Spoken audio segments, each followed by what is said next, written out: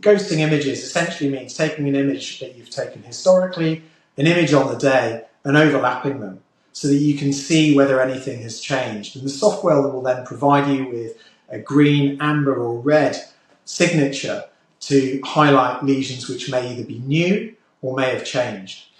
Hi, my name is Dr. Robert White. I'm a GP with extended role in dermatology and skin lesion management.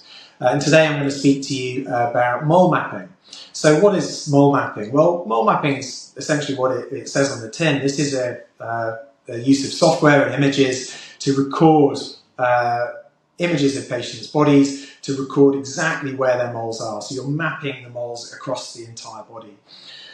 This is something which happens very commonly in many countries, particularly in countries with high levels of skin cancer, such as Australasia.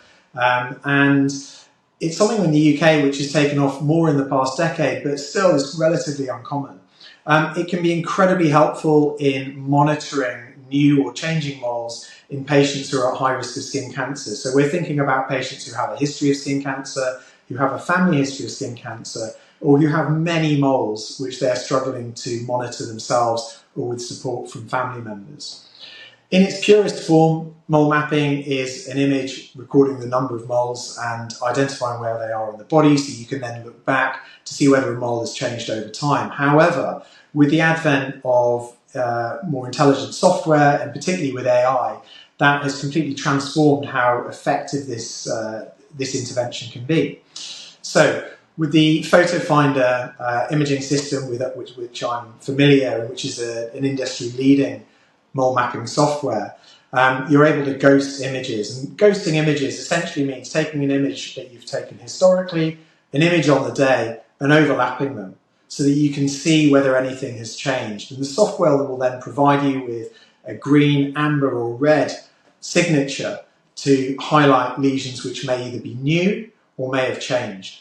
Now that's not the end of it. You then need someone who's experienced in using a dermatoscope. So that is one of these. This is a microscope which you can use to look at a skin lesion under magnification to tell you whether there's anything concerning about its structure, particularly in reference to its pigment and its vessels.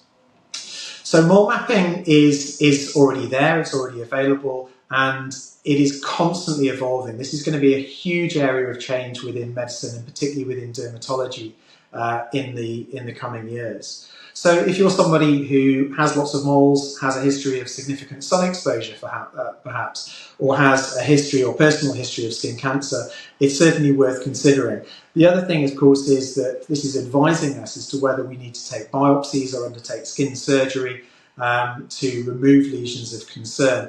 But hopefully, with the combination of experience from someone who's trained in dermatology, along with the software and increasingly with the use of AI, we can avoid unnecessary surgical procedures and really focus our attention to those lesions which really need addressing sooner rather than later. So if you're interested in learning more about this, you can look at information regarding mole mapping on my website.